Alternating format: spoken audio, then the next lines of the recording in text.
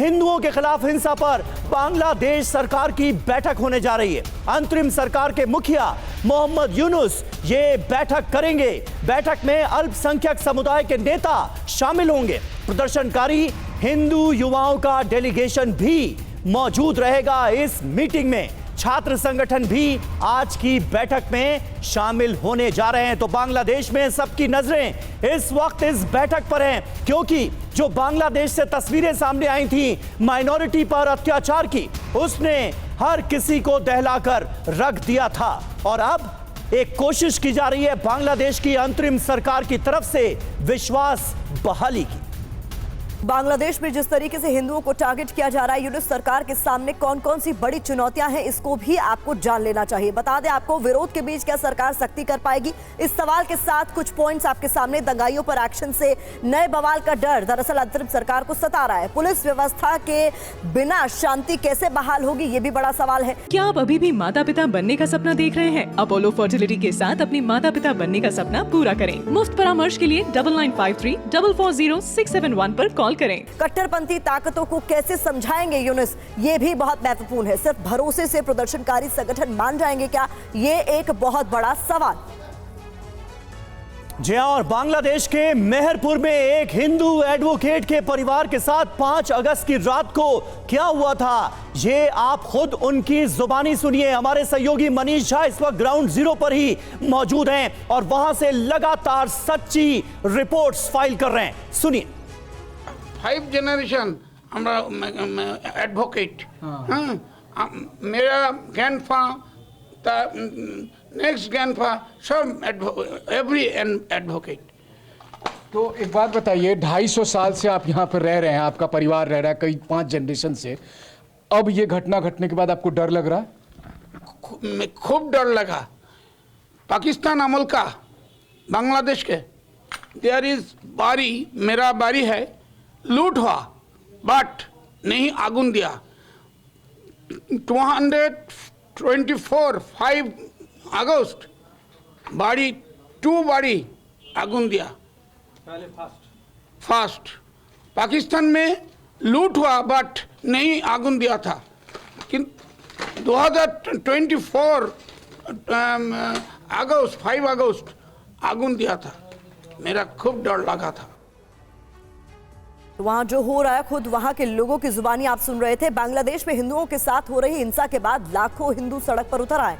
सरकार को अल्टीमेटम देते हुए हिंदू संगठनों ने कई तरह की मांगे रखी हैं। तो बांग्लादेश में जो हिंदुओं का आक्रोश है, उसके पीछे उनकी ये 8 बड़ी मांगे हैं। क्या वो चाहते हैं, इसे समझिए। अत्याचार के मामले में त्वरित सुनवाई हो, जल्द से जल्द सुनवाई हो, ये उनकी मांग है। अल्पसंख्यक सुरक्षा कानून लागू करें, ये भी मांग की जा रही है सभी। जी हां, अल्पसंख्यक मामलों का एक अलग मंत्रालय बांग्लादेश के अंदर बनाया जाए, इसकी भी डिमांड की गई है। हिंदू धार्मिक कल्याण ट्रस्ट को हिंदू फाउंडेशन बनाए, ये वो तमाम अहम मांगे हैं जो हिंदुओं की तरफ से की जा रही है। देवोत्तर संपत्ति के संरक्षण के कानून का भी जिक्र किया गया है। शैक्षणिक संस्थानों में अलग उपासना स्थल की बात की गई। और इसके अलावा सरकार से जो 7वीं बड़ी मांग है, वो संस्कृत पाली शिक्षा बोर्ड का विकास किया जाए। दुर्गा पूजा में 5 दिन की सरकारी छुट्टी का ऐलान किया जाए, ये डिमांड भी की जा रही है। जी हां, हमारे साथ तमाम खास मेहमान इस वक्त मौजूद हैं। जल्दी से उनसे आपका परिचय करा दें। मेजर जनरल संजय सॉय साहब हमारे साथ हैं, एवीएम ओपी तिवारी जी हमारे साथ मौजूद हैं, महेश सचदेव साहब फॉर्मर डिप्लोमेट हैं, वो हमारे साथ मौजूद हैं, और सरहद पार से बांग्लादेश से मजहरुल इस्लाम खालिक साहब वरिष्ठ पत्रकार हैं, वो हमारे साथ मौजूद हैं, और सुमोहन मुकुंद दास जो कि निदेशक हैं मेहरपुर इस्कॉन प्रचार केंद्र के, वो हमारे साथ इस वक्त जुड़े हुए हैं। सुमोहन मुकुंद जी, शुरुआत में आज आपसे ही करना चाहूंगा, क्योंकि आज बांग्लादेश में अहम मीटिंग होने जा रही है। अंतरिम सरकार के मुखिया से बाकायदा हिंदुओं का डेलीगेशन मिलने जा रहा है, अपनी तमाम मांगों को उनके सामने रखेगा। क्या इरादे आपको नजर आ रहे हैं अंतरिम सरकार के? क्या आपको लग रहा है कि वो विश्वास बहाली एक बार फिर से कायम हो पाएगी बांग्लादेश के अंदर, और हिंदू अपने आप को सेफ और सिक्योर महसूस करेंगे? आप सब लोग हमारा जो मंदिर का जो हालत है, पहले एक झलक आपको दिखाना चाहता हूँ, इसके बाद मेरा वक्तव्य में रखना चाहूँ। इसके ये जो मांग है, ये आज नया कोई मांग नहीं है। पिछले बहुत सालों से हम लोग जो सरकार से, जो पिछले सरकार से, वो इसके पिछले सरकार से हम मांग किया, उन्होंने भी हमको वो जो प्रेरणा दिया, लेकिन कुछ काम नहीं किया। अभी जो नया सरकार है उनके पास भी हम हमारा जो प्रार्थना है, हमारा जो वक्तव्य हम पेश किया, ये देखता है वो नया सरकार के ऊपर हमारा आस्था है, उनके ऊपर हमारा श्रद्धा है, वो क्या कर सकते हैं। अभी नया सरकार गठन किया, लेकिन अभी तक हमारा इतना हम लोग विश्वास नहीं कर पा रहे, क्योंकि पिछले इतने सालों से हमारा मांग नहीं पूर्ण हुआ। अभी होगा कि नहीं होगा, अभी के हम दुश्चिंतित में है, लेकिन हम कोशिश करते हैं। जो डॉक्टर यूनुस जी वो शांति में नोबेल प्राइज जीता है, वो बांग्लादेश में जो हिंदू माइनॉरिटी है और जितना माइनॉरिटी है उनके ऊपर उनका अच्छा कुछ होगा। जी, तो उम्मीद अपने लिए कर रहे हैं कि सरकार इस तरफ देखेगी, इस ओर ध्यान जाएगा उनका, क्योंकि तस्वीरें दिखाकर ही इन्होंने अपनी बात रखने की शुरुआत की और तस्वीरों में साफ तौर पर नजर आ रहा है किस तरीके से इस मंदिर को जलाकर खाक कर दिया गया। बांग्लादेश की प्रमुख विरोधी पार्टी बीएनपी का इस बीच हैरान कर देने वाला बयान भी सामने आया है। धर्म के आधार पर कोई हिंसा नहीं हुई, ये बीएनपी की तरफ से कहा गया है। राजनीतिक हिंसा को सांप्रदायिक रंग दिया गया। बीएनपी ने कहा हिंदुओं के साथ कोई अत्याचार नहीं हुआ।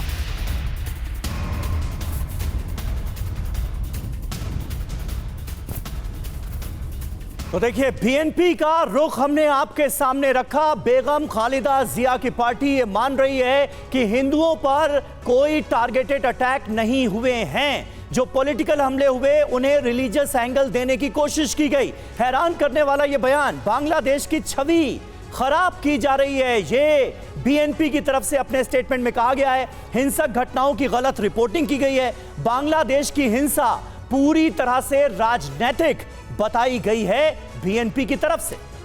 हिंसा को बेवजह सांप्रदायिक रंग दिया जा रहा है, ये भी बीएनपी की ओर से हैरान कर देने वाला बयान। धर्म संप्रदाय देखकर किसी पर हमला नहीं हुआ है, जो अपने आप में हैरान कर देने वाला बयान है। विदेशी मीडिया ढाका आकर हालात देख ले, उनको जानने की जरूरत है कि टीवी 9 की टीम ग्राउंड जीरो पर और हालात दिखा रही है। बांग्लादेश में अल्पसंख्यक पूरी तरह सुरक्षित है, ये बात भी उनकी तरफ से कही गई। जी हां, बीएनपी ने यह क्लियर कर दिया है कि हिंदुओं के खिलाफ, बांग्लादेश की माइनॉरिटी कम्युनिटी के खिलाफ कोई अत्याचार नहीं हुआ है। हिंसा को पूरी तरह से पॉलिटिकल बताया जा रहा है बेगम खालिदा जिया की पार्टी की तरफ से। आपने सुना बीएनपी क्या कह रही है, लेकिन बांग्लादेश के मेहरपुर के इस्कॉन मंदिर में 5 अगस्त की रात को कैसा भयावह मंजर था, आप मंदिर के प्रमुख की जुबानी सुनिए। मंदिर के अंदर प्रवेश कर रहा है टीवी 9 भारतवर्ष, लेकिन क्या ये मंदिर है या आप कैमरे पर देख लीजिए, क्योंकि कैमरा कभी झूठ नहीं बोलता है। हम मेज पर जगन्नाथ को रक्षा करने के लिए रहे थे, लेकिन ऐसा आक्रमण हो रहा है, हमारा खुद का जीवन बचाने के लिए फिर हम मंदिर के छोड़कर बाहर जाना पड़ा, क्योंकि हम उस समय थे। कितने लोग आए थे? 500 से ज्यादा। वो लोग पेट्रोल और गन पाउडर लेकर हम हमारे ऊपर आक्रमण कर रहे थे। पेट्रोल बम फेंक रहे थे, गन पाउडर फेंक रहे थे। इसलिए हमको उधर जान का खतरा देखकर हमको। तो किधर से फेंक रहे थे? इधर आना, हमारा जो फ्रंट साइड है उधर फ्रंट साइड से फेंक रहे थे इधर के लिए।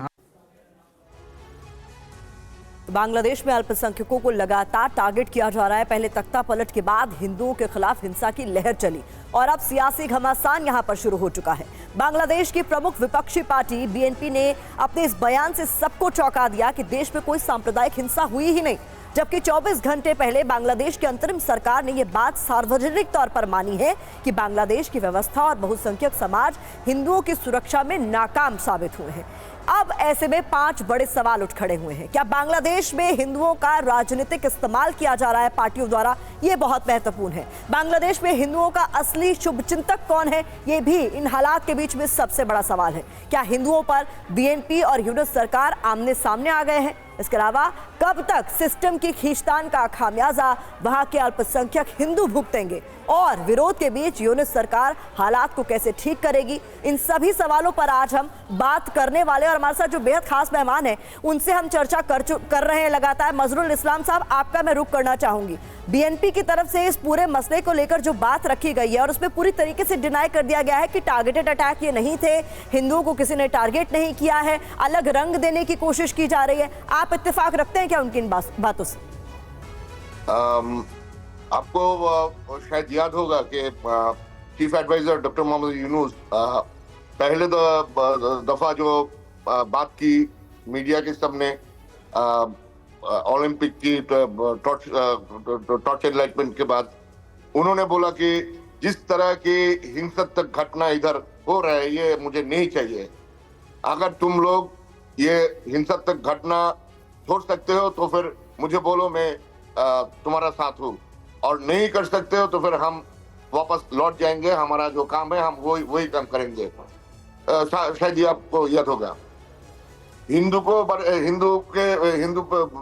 इस्कॉन एंड अदर्स एस्टेब्लिशमेंट पे जो अटैक हुआ, ये बात भी उन्होंने बोला था। उन्होंने बोला कि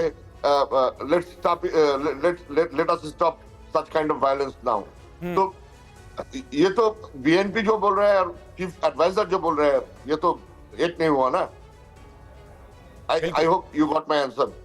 बिल्कुल बिल्कुल सही आप कह रहे हैं, वो बिल्कुल एक नहीं है। जो बात मोहम्मद यूनुस की तरफ से कही गई, अंतरिम सरकार के मुखिया की तरफ से कही गई, उससे बिल्कुल जुदा स्टेटमेंट बीएनपी की तरफ से नजर आ रहा है।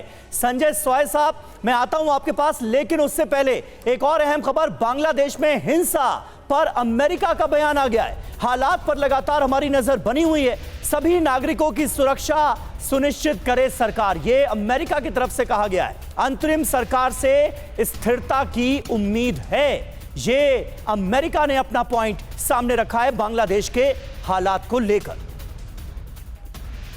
तो बांग्लादेश के हालात को लेकर अमेरिका को भी घेरा जा रहा था। कई तरह की खबरें सामने आ रही थी कि इस अनरेस्ट के पीछे अमेरिका का भी हाथ है। बांग्लादेश में हिंसा पर इस बीच व्हाइट हाउस का बयान सामने आया और क्या कुछ कहा गया ये जानना आपके लिए जरूरी है। हालात पर लगातार हमारी नजर बनी हुई है, व्हाइट हाउस की तरफ से साफ किया गया है, मानवाधिकारों की रक्षा होनी चाहिए। इसके अलावा अल्पसंख्यकों पर राष्ट्रपति बाइडेन का संदेश साफ है, सभी नागरिकों को समानता से देखे वहां की सरकार।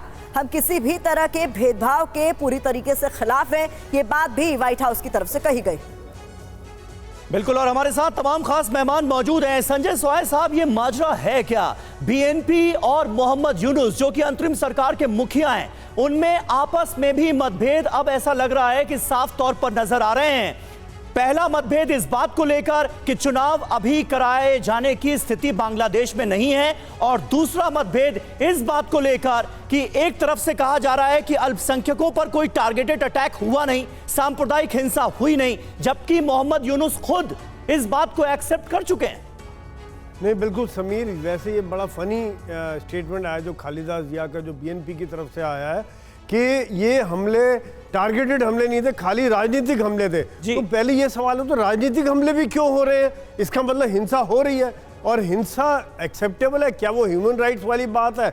और जो अल्पसंख्यक पर हमले हुए हैं, ये पूरे दुनिया देख रही है, आए दिन वीडियो, पूरा न्यूज़ चैनल्स वहाँ पर दिखा रहे हैं। और ये अभी भी जो जली हुई जगह, जले हुए घर, मंदिर और प्रॉपर्टी, मॉल, ऑफिसेज, ये नज़र आ रहे हैं जलते हुए। तो ये सब बातें तकरीबन कह रहे हैं 200 से ज़्यादा हमले हो चुके हैं जब से ये हुआ है। तो कहीं ना कहीं ये बात उन्हें माननी चाहिए। ये चीज़ खाली एक अपना झाड़ नहीं सकते पल्ला कि तो टारगेटेड अटैक है, तो हिंसा तो हो रही है।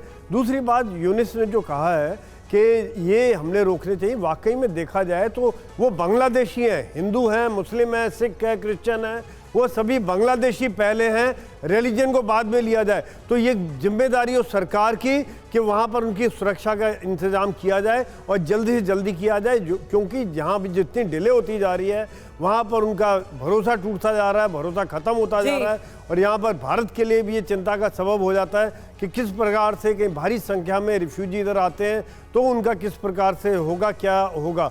और दूसरी बात यह है कि जो अल्पसंख्यक के ऊपर हमले हैं, ये वाकई में चिंता का सबब है, इसके ऊपर होना चाहिए। दूसरा, इलेक्शन वाली जो बात है, वो यूनुस कह रहे हैं अभी माहौल सही नहीं है। देखा जाए तो अभी वाकई में जो माहौल है इस समय में काफ़ी, जिसको कहे गर्मी का माहौल चल रहा है, तो कुछ समय तो लगेगा इसको स्टेबल होने में। और वो मैं ये मानता हूँ कि कुछ समय देना चाहिए इस चीज को स्टेबल होने पे, तभी इलेक्शन कराए जाए। इंपॉर्टेंट बात आपने कही कि स्टेबल हो जाए हालात और उसके बाद चुनाव कराने चाहिए। मुझे लगता है इस बात पर सभी सहमत होंगे। लेकिन महेश सचदेवा सर, यहाँ सवाल इसलिए बहुत बड़ा हो जाता है कि मोहम्मद यूनुस कह रहे हैं कि हालात में वो चाहते हैं कि हालात पर काबू पाया जा सके और जब स्थिति सामान्य होगी तब हम आगे बढ़े, कोई और कदम उठाए। लेकिन स्थिति सामान्य होती हुई बांग्लादेश में नजर नहीं आ रही है। बीएनपी, जिसको माना जा रहा है कि बीएनपी और जमाते इस्लामी कहीं ना कहीं बांग्लादेश में इन हालातों के पीछे जिम्मेदार है, उसके प्रति झुकाव रखने वाले 7 लोग अंतरिम सरकार का हिस्सा हैं। ऐसे में कितना बड़ा चैलेंज होने वाला आने वाले दिनों में यूनुस के लिए इन हालात पर काबू पाना और सिचुएशन को कंट्रोल में लाना? स्थिति सामान्य होने में जो एक ज़्यादा जिस चीज़ का योगदान रहेगा वो आंतरिक मंत्रिमंडल के अंदर जो आंतरिक एक संवेदना होगी कि एक साथ सारे लोग काम कर सकेंगे, चाहे वो सैनिक अधिकारी हों, चाहे वो यूनुस खुद हों और चाहे विद्यार्थी गण हों या राजनीतिज्ञ हों। तो अगर सब लोग एक तरह से एक विचार से समावेश से काम कर पाएंगे तभी स्थिति सामान्य होने में मदद मिलेगी। लेकिन अगर विरोधाभास आते रहेंगे, लोगों के इस्तीफे मांगे जाते रहेंगे और सड़कों पर प्रदर्शन होते रहेंगे और बीएनपी डिनायल में जीती रहेगी, लिविंग इन डिनायल, तो मेरे ख्याल से ये परिस्थितियों के सामान्य होने के लिए एक अच्छा वो इशारा नहीं है। जी जी, और देखिए इस बीच एक अहम खबर है, अंतरिम सरकार को अस्थिर करने में जुटी है बेगम खालिदा जिया की पार्टी बीएनपी। अंतरिम सरकार में गृह मामले के सलाहकार ब्रिगेडियर जनरल सखावत हुसैन का इस्तीफा मांग लिया गया है। सखावत हुसैन के एक बयान को बहाना बनाकर बीएनपी अब इस्तीफे का दबाव डालने लगी है। ब्रिगेडियर जनरल सखावत हुसैन ने शेख हसीना की पार्टी आवामी लीग से कहा था कि अगर बांग्लादेश देश की राजनीति में बने रहना है तो अपना नेता और चेहरा बदलें। बीएनपी सखावत हुसैन पर आवामी समर्थक होने का आरोप लगा रही है, जबकि वो हसीना के कट्टर आलोचक रहे हैं। तो अंतरिम सरकार के लिए बीएनपी ने किस तरीके से मुश्किलें पैदा करनी शुरू कर दी हैं, ये आपके लिए समझना जरूरी है। बांग्लादेश के अंतरिम सरकार को अस्थिर करने में जुटी बीएनपी, गृह मामले के सलाहकार सखावत हुसैन का इस्तीफा मांग लिया गया है। सखावत हुसैन के एक बयान के आधार पर यह दबाव बनाया जा रहा है उन पर कि वो अपने पद से इस्तीफा दें। सखावत हुसैन ने शेख हसीना की पार्टी को एक तरह से सलाह दी थी। राजनीति में बने रहने के लिए नेता बदलने की सलाह सखावत हुसैन ने दी थी, जिस पर यह पूरा बवाल शुरू हुआ है। सखावत पर अवामी समर्थक होने का आरोप लगा रही है बीएनपी। शेख हसीना के कट्टर आलोचक रहे हैं सखावत हुसैन, बावजूद इसके कुछ ऐसी बातें बीएनपी की तरफ से कही जा रही। और देखिए जिस बयान पर घिरे यूनुस सरकार के गृह सलाहकार, वो बयान क्या था वो डिटेल आपको समझा दें। और बीएनपी का ये तल्ख रवैया, आखिर अंतरिम सरकार जिसका अभी अभी गठन हुआ है उसको लेकर क्यों सामने आ रहा है, ये जरा आप समझिए कि किस तरह से ये बीएनपी का हमलावर रुख सामने आया है। अल्पसंख्यकों को सुरक्षा देना बहुसंख्यकों की जिम्मेदारी है, ये कहा था यूनुस सरकार के गृह सलाहकार ने। अल्पसंख्यकों को सुरक्षा देने में बहुसंख्यक नाकाम रहे। विश्वास बहाली के लिए दिया गया ये बड़ा बयान बीएनपी को चुभ गया। बांग्लादेश के अल्पसंख्यक भाइयों से मैं माफी मांगना चाहता हूं, यह कहा गया था। हमें माफ करें, अभी भी यहां पर हालात अस्थिर हैं। यूनुस सरकार के गृह सलाहकार का यह बयान सामने आया था।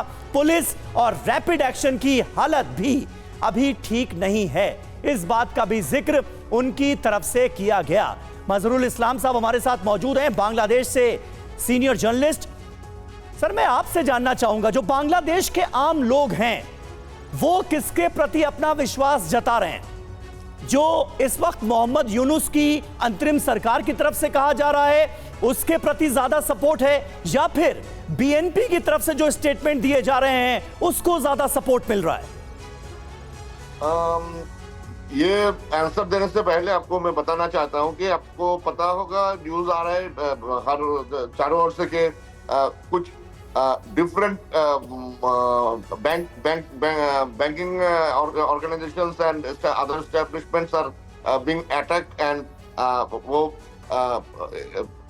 जो आप कंट्रोल कर रहे हैं उनको हटा के दूसरे पार्टी को देने के लिए जो काम काज चल रहा है वो उनके पीछे बीएनपी का जो लीडर्स है उनके नाम आ रहे हैं। आपको पता होगा खुलना पे एक अटैक हुआ है, एक बीएनपी सपोर्टर के घर पे, वो भी जो अटैक किया उनकी परिचय भी वो भी बीएनपी का मेंबर है, लीडर है, सपोर्टर्स है। तो चारों ओर जो हमले वगैरह जो आ रहा है मेजोरिटी आ रहा है बीएनपी के बारे में। तो आप देखिए यूनुस सरकार government is a very neutral government. Till now. वो लोग ना बोल रहे कि आवामी लीग बैन हो गया, ना बोल रहे कि ये बीएनपी बैन हो गया, सबके सब all the political party are remaining on their own position. तो सखावत साहब ने जो सलाह दिया था आवामी लीग को कि आप लोग you are not yet been ban, you can, तुम भी इलेक्शन पे हिस्सा ले सकते हो, मगर इसीलिए इसके लिए तुमको चेंजेस लाना पड़ेगा। दिस इज वेरी पॉजिटिव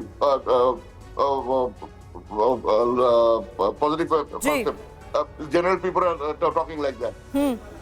बड़ी बात आप बीएनपी भी पहले बीएनपी आवामी लीग के बारे में जो बातचीत हो रहा है, बीएनपी के बारे में भी वो जो गवर्नमेंट फॉर्म किया था उनके बाद जो उनकी टाइम जब खत्म हो गया उनके बारे में भी बहुत सारे इल्जाम आ चुका है, आपको पता है जी। और there were several cases, several incidents. Team party के रूलिंग जी। आप अग्री कर रहे हैं। ओपी तिवारी सर, मैं आपका रुख करना चाहूंगी, यानी वहां पर कोई अल्पसंख्यकों के हितों की बात करेगा तो बीएनपी को वो मंजूर नहीं है, क्योंकि इस्तीफे की मांग करना कितना आपको सही लगता है ऐसे समय में जब अल्पसंख्यकों को एश्योरेंस चाहिए और वो सरकार अंतरिम सरकार की ओर देख रही है कि हमारी मदद कीजिए। ऐसे में अगर इस तरीके की कोई बयान दे रहा है कि मैं माफी मांगना चाहता हूँ और वहां बहुसंख्यकों को, अल्पसंख्यकों की मदद करनी चाहिए, तो इससे आपत्ति क्या है बीएनपी? देखो प्रतिमा, बीएनपी का चाहिए क्या? उसको चाहिए कुर्सी।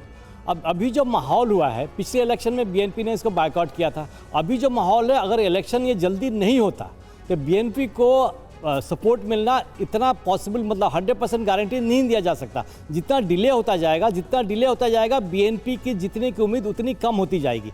ये बीएनपी अच्छी तरह से समझ रही है और जो बेगम जो है वो भी सही स्टेटमेंट इसीलिए दे रही है। अब माइनॉरिटी को दबाना, अब ये कहना कि वो दूसरी पार्टी के सपोर्टर्स थे और ये पॉलिटिकल लड़ाई थी, ये तो सरासर गलत है।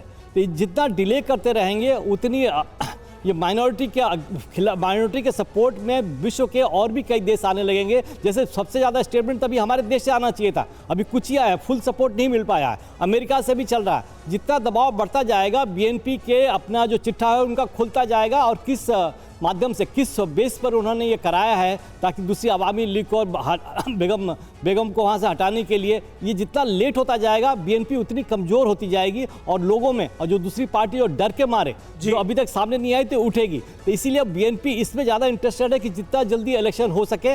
और ये इलेक्शन होने का कारण क्या कहेंगे कि जो भी लोग कह रहे हैं कि माइनॉरिटी को हमने ठीक से हैंडल नहीं किया है तो उनको रिजाइन कराए ताकि ये स्टेटमेंट ऑल ओवर वर्ल्ड नहीं फैल सके और इनको दबाव पड़े ताकि हमारा इलेक्शन जल्दी करा सके। बिल्कुल बिल्कुल। और देखिए, इस बीच एक अहम खबर है, बांग्लादेश में अभी नहीं होंगे चुनाव, अभी मोहम्मद यूनुस के नेतृत्व में ही चलेगी सरकार।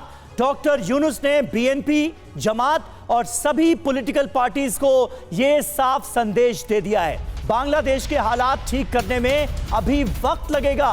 सारी स्थिति सामान्य होने से पहले चुनाव कराना संभव नहीं है, ये अंतरिम सरकार के मुखिया ने कर दिया है साफ। तो बांग्लादेश में अभी नहीं होंगे चुनाव, ये साफ कर दिया गया। आपको बता दें, कुछ डिटेल्स आपके सामने हम रख रहे हैं। देखिए, 5 अगस्त वो तारीख जब बांग्लादेश में तख्ता पलट हुआ। अंतरिम सरकार की बात करें तो 8 अगस्त को उसने कमान संभाली। और अब सबसे बड़ा सवाल बांग्लादेश के भविष्य को लेकर यह है कि वहां चुनाव कब होंगे, तो ये अभी तय नहीं है, क्योंकि अभी डॉक्टर यूनुस चुनाव नहीं कराएंगे, ये साफ उनकी तरफ से कर दिया गया है। और इसके पीछे हालात खराब होने का हवाला उनकी ओर से दिया गया है। स्थिति सामान्य होने तक चुनाव नहीं होंगे, ये साफ कर दिया गया। जी हां, बीएनपी, जमात समेत सभी दलों को यह सीधा संदेश है मोहम्मद यूनुस का कि अभी हालात ठीक होने में बांग्लादेश के वक्त और लगेगा, लिहाजा अभी चुनाव के बारे में सोचा नहीं जा सकता। सचदेव सर, लेकिन मुझे यह बताइए कि ये जो बीएनपी का स्टेटमेंट आया है, जो तकरार नजर आ रही है मोहम्मद यूनुस के साथ, मोहम्मद यूनुस कंपैरेटिवली लिबरल चेहरा माने जाते हैं, वेस्टर्न कंट्रीज के समर्थक माने जाते हैं, कट्टरपंथ के थोड़ा खिलाफ माने जाते हैं। क्या बीएनपी खुलकर बांग्लादेश के कट्टरपंथियों के साथ खड़ी है, और ऐसा वो दिखना भी चाहती है कि वो खड़ी नजर आए? जी, मेरे ख्याल से बीएनपी का पहले से ही जो उन पे आरोप लगते रहे हैं कि वो जमात के साथ हैं, वो अब एक तरह से वो उभर करके और आगे आने वाले हैं। और बांग्लादेश में एक बहुत पुराना एक परंपरा कह लीजिए, इतिहास है। नोआखाली और जो उस ज़माने से लेकर के आपको याद होगा कि महात्मा गांधी आज़ादी के दिन नोआखाली के लिए उपवास कर रहे थे और सोहरावर्दी वगैरह के ज़माने से वहाँ पर ऐसा एक विरोधाभास रहा है सेकुलरिस्ट लोगों में और इस्लामिक लोगों में। और इसका जो 71 की देश का विभाजन होने के बाद भी चाहे बांग्लादेश सेकुलर बन गया, लेकिन ऐसे लोग रज़ाकार जिनको हसीना ने कहा था, वो अभी भी उनके मन में हसरत है कि इस्लाम का परचम बुलंद किया जाए। और बीएनपी एक अवसरवादी पॉलिटिकल पार्टी होने के नाते वो उनके साथ समर्थन लगना चाहती है। और ये कुछ ही ये हांडी लकड़ी की है और कुछ ही देर के लिए एक ही बार उबाली जाए। इंपॉर्टेंट पॉइंट आपकी तरफ से कहा जा रहा है सर। कुल मिलाकर जिस तरीके के हालात इस वक्त फिलहाल बांग्लादेश में है, उससे ये साफ हो रहा है कि बीएनपी को इस बात से कोई एतराज नहीं है कि अगर उसकी ये छवि पेश होती है दुनिया भर के सामने कि वो कट्टरपंथियों के साथ है। लेकिन संजय सोई सर, ये बांग्लादेश के भविष्य के लिए कहीं से भी ठीक नजर आता नहीं है। नहीं, बिल्कुल प्रतिमा जी, ये देखिए यहाँ पर जो तख्ता पलट हुआ है, यहाँ पर मेरा ये मानना है कि धर्मनिरपेक्ष की बजाय जो कट्टरवाद की जीत हुई है। और वाकई में बांग्लादेश एक बड़ा ही सूफी सोसाइटी है, बहुत ही जिसको कहें पढ़ा लिखा और एक अलग किस्म की सोच है वहाँ पर। और जिस प्रकार से अभी तरक्की हो रही, डेवलपमेंट हो रही थी, most developing nation south Asia में ये निकल के आ रहा था, इकॉनमी ग्रो कर रही थी। तो ये जो एक बड़ा झटका है, अगर इस तरह कट्टरवाद हुआ तो वाकई में इनके लिए, इकॉनमी के लिए, डेवलपमेंट के लिए, तालीम के लिए और इनके जो आगे अगली जनरेशन है उसके लिए बहुत बड़ा खराब साबित होगा। और शायद ये बांग्लादेश को समझना चाहिए, उनकी आवाम को समझना चाहिए कि एक धर्म। बिल्कुल। और आखिर में सुमोहन मुकुंद दास जी, मैं आपसे जानना चाहूंगा, क्योंकि आज मीटिंग है, अल्पसंख्यक वर्ग के नेता मिल रहे हैं अंतरिम सरकार के मुखिया से, आपकी पहली मांग क्या होगी? वो एक बड़ी डिमांड जो आप चाहते हैं कि फौरन अमल में लाई जानी चाहिए हालात को काबू में करने के लिए, खास करके वहां के अल्पसंख्यकों के लिए। मैं तो पहले जो मांग करेंगे, जितना भी आज तक जितना भी हिंदुओं पर अत्याचार हुआ और हो रहा है, इनके सारे विचार कट्टर से विचार होना चाहिए। क्योंकि बांग्लादेश में आज तक जितना हिंदुओं पर अत्याचार हुआ, अभी तक कोई ढंग से कोई विचार नहीं हुआ। और वो विचारहीनता से क्या हुआ, जो कट्टरपंथी है वो क्या करते हैं, और ज्यादा हिंदुओं पर अत्याचार करते हैं। क्योंकि बांग्लादेश के हिंदुओं पर अत्याचार होने से विश्व में किसी को कोई कुछ नहीं होता है। बिल्कुल, अत्याचार का ये सिलसिला बंद हो, ये जिम्मेदारी है इस वक्त बांग्लादेश की अंतरिम सरकार के सामने। आज क्या होता है, इस बड़े इशू को कैसे एड्रेस किया जाता है मोहम्मद यूनुस की तरफ से, ये देखने वाली बात होगी। आप सभी का बहुत बहुत शुक्रिया हमारे साथ इस बातचीत में जुड़ने के लिए, इस चर्चा का हिस्सा बनने के लिए।